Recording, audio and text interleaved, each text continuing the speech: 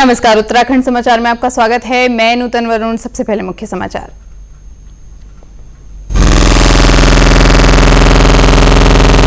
रक्षा मंत्री राजनाथ सिंह लद्दाख की अग्रिम चौकी पहुंचे, सैनिकों के योगदान को सराहा। बोले, हमारे स्वाभिमान को कोई चोट पहुंचाए तो बर्दाश्त नहीं करेंगे, मुंहतोड़ जवाब देंगे। उत्तराखंड में शनिवार और रविवार को लॉकडाउन की तैयारी। मुख्यमंत्री ने कहा, कोरोना केस बढ़ने पर लिया फैसला, देर रात तक जारी होगी गाइडलाइन।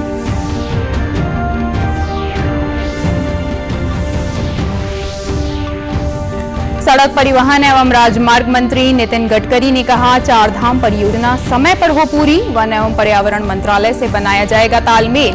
गैरसैंण हाईवे को 2 लेन बनाने को सैद्धांतिक सहमति।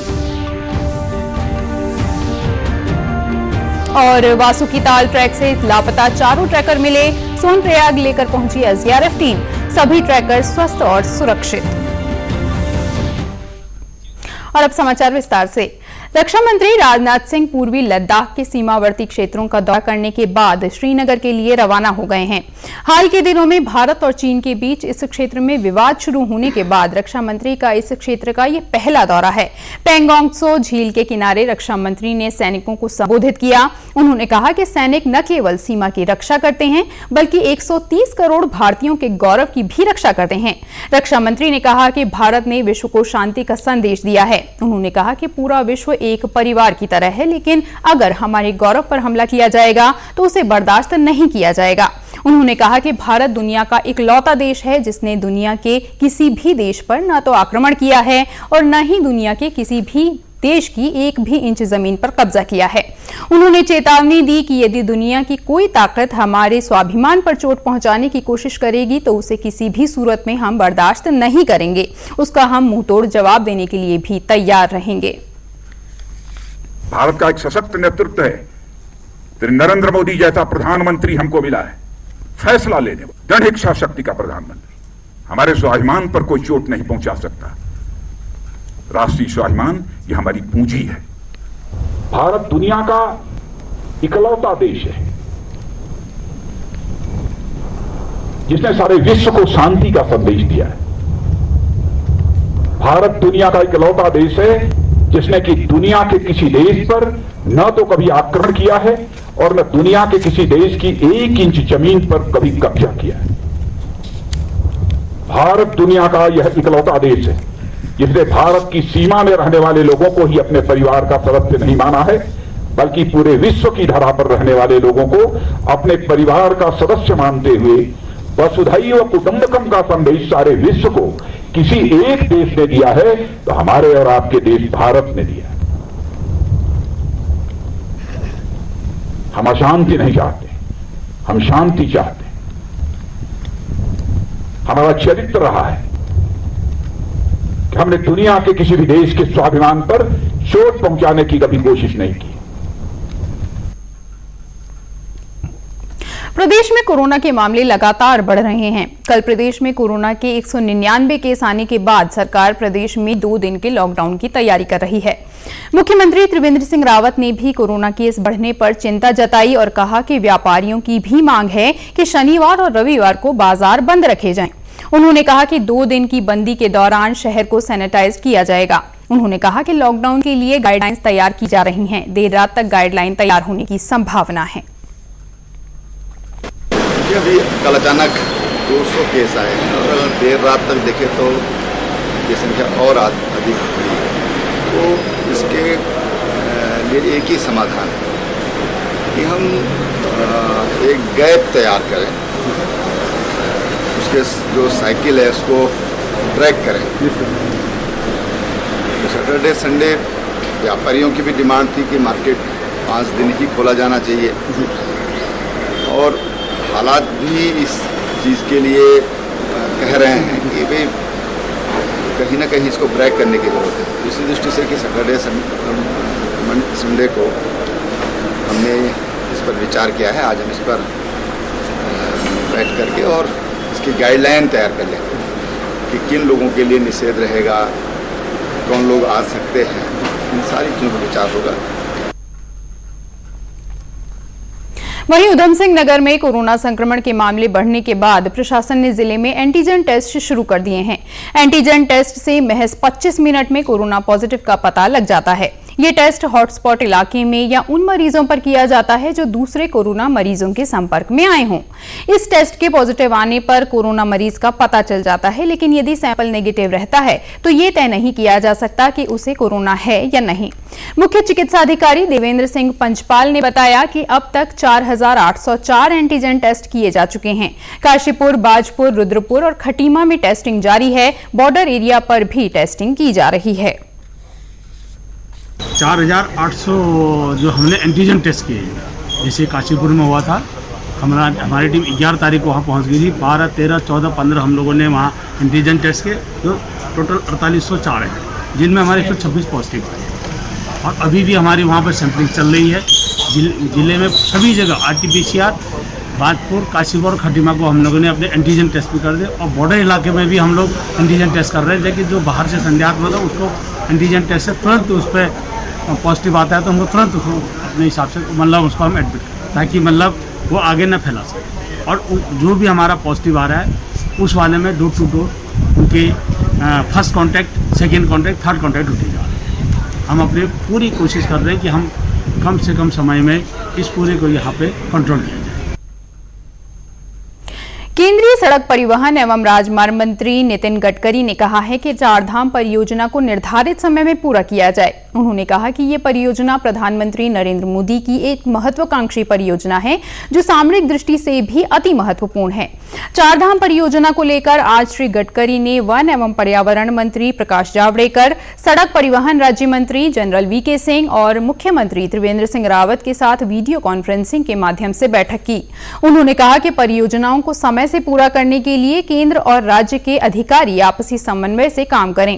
केंद्र और राज्य स्तर पर के संबंधित अधिकारी लगातार बैठकें आयोजित कर आपत्तियों को निस्तारण करें।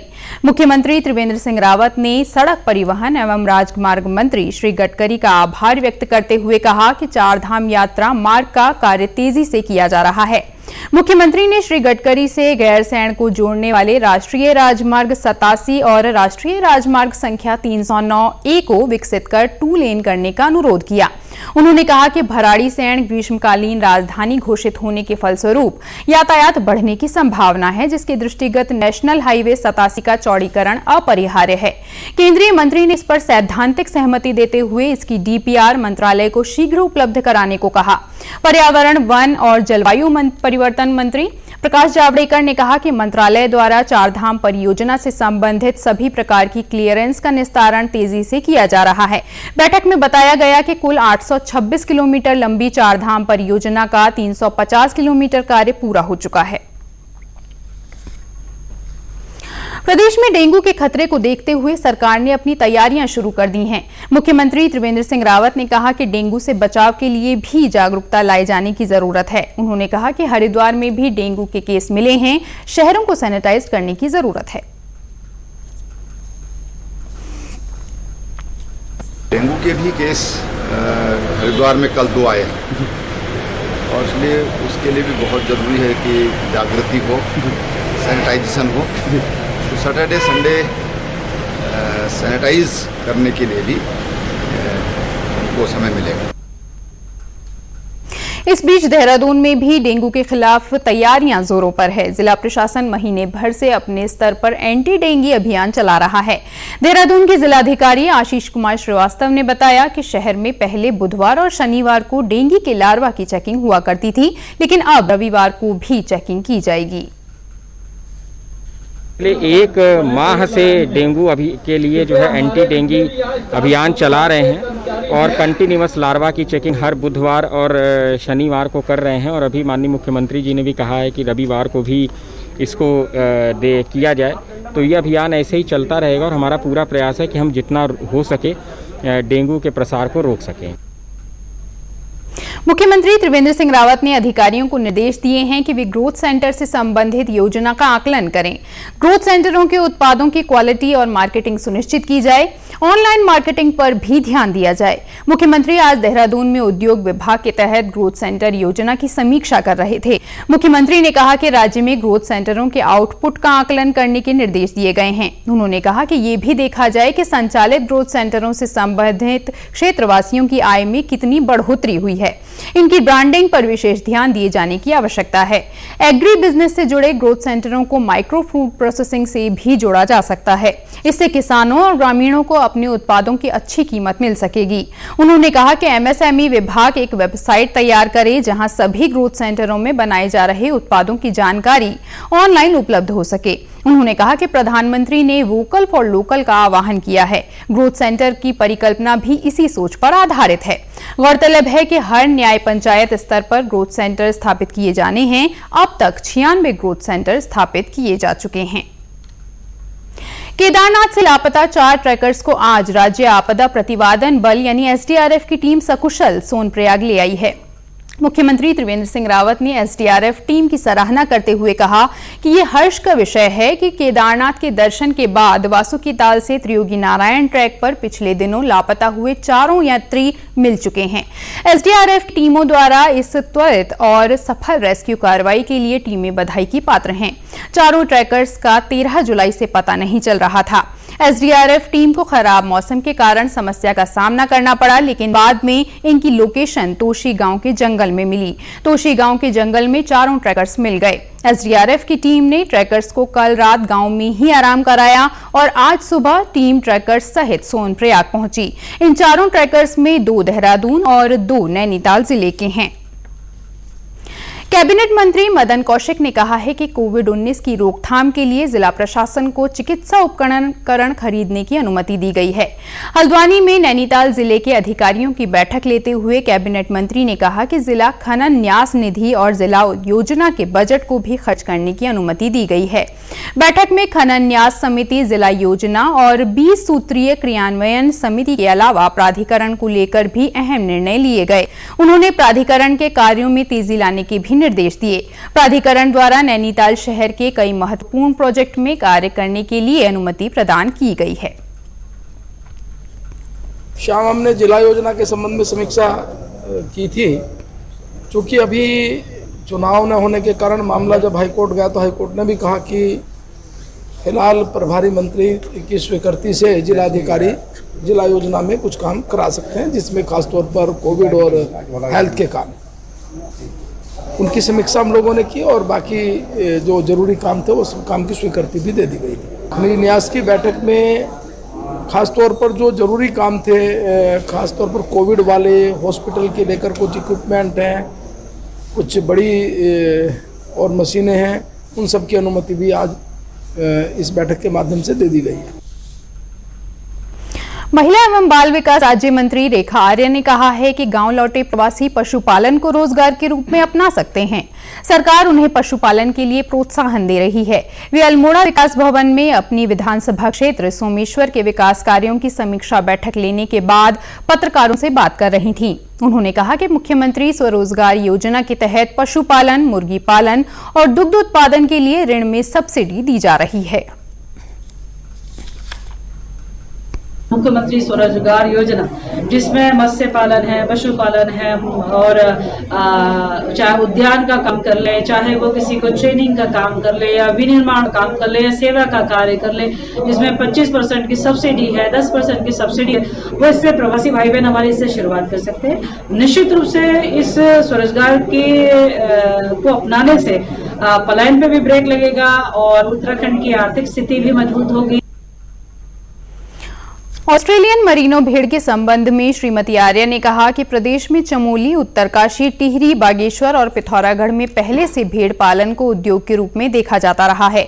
यहां पर भेड़ों की नस्ल सुधारने के लिए कैबिनेट में निर्णय लिया गया है, जिसके लिए ऑस्ट्रेलिया से 240 मरीनो भेड़ मंगाई गई हैं, जिन्हें टिहरी के कापड़ी धार में रखा गया है, जहां भेड़ों की उच्च कोटि की नस्ल विकसित कर इस व्यवसाय से जुड़े काश्तकारों को दिया जाएगा, ताकि आने वाले समय में उद्योग के रूप में इसे अपना सकें। कि हमारी जो स्वयं पहाड़ की जो भेड़े हैं उसमें इन ब्रीडिंग की बहुत शिकायत आ रही थी, यानी कि एक ही ब्रीड लगातार जो है उससे बच्चे पैदा हो रहे थे, जिससे कि ये देखने को मिल रहा था ना तो उनकी क्वालिटी अच्छी थी, ना उसका मटन के रूप में उसका प्रयोग अच्छा था। तो इस तरह से उनको जो उचित मूल्य ऊन का मिलना चाहिए या उनके मीट के मिलना चाहिए वो नहीं मिल पा रहा था। इसीलिए निर्णय पूरे कैबिनेट स्तर से किया गया कि मेरिनो भेड़ जो है वो आयातित किया जाए, जिसके लिए 240 मेरिनो भेड़े लाएंगे, जिसमें 200 फीमेल और 40 मेल लेकर आएंगे। इसको कुकड़घर में रखा गया है और इसको पूरी तरीके से परीक्षण इसके साथ किया गया है। अभी तक मैं मानती हूँ कि सारे जो भेड़े हैं वो अभी स्वस्थ हैं। निश्चित रूप से जो हमारे मेल हैं इसकी एक जनरेशन हमारे फार्म पे, 2 जनरेशन हमारे फार्म पे, तीसरे जनरेशन के लिए हम लोगों को उपलब्ध कराएंगे।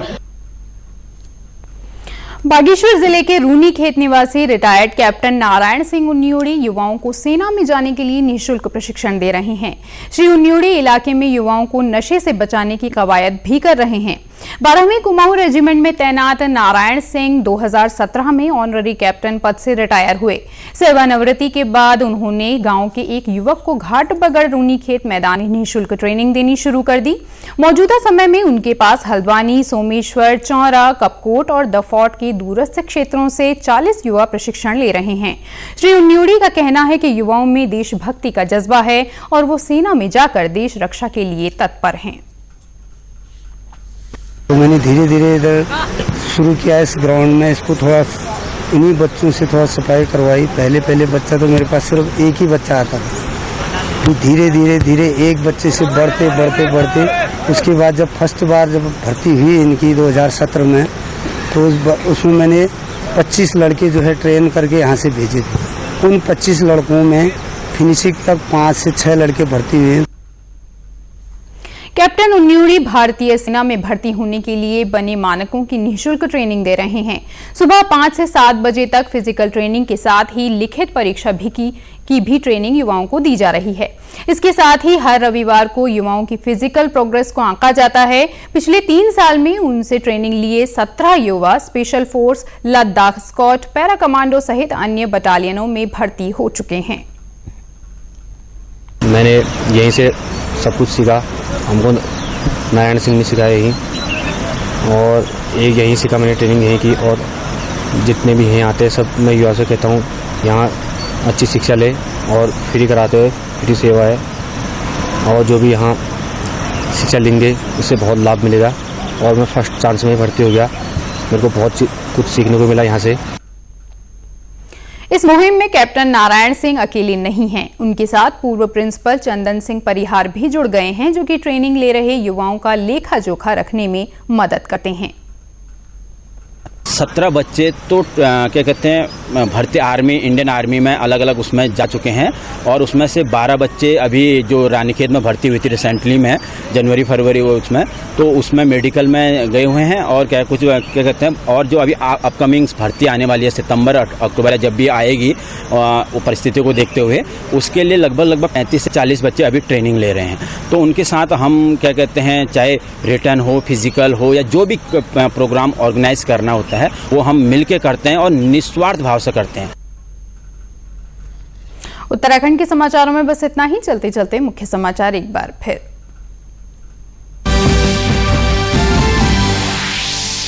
रक्षा मंत्री राजनाथ सिंह लद्दाख की अग्रिम चौकी पहुंचे, सैनिकों के योगदान को सराहा। बोले, हमारे स्वाभिमान को कोई चोट पहुंचाए तो बर्दाश्त नहीं करेंगे, मुंह तोड़ जवाब देंगे। उत्तराखंड में शनिवार और रविवार को लॉकडाउन की तैयारी। मुख्यमंत्री ने कहा, कोरोना केस बढ़ने पर लिया फैसला, देर रात जारी होगी गाइडलाइन।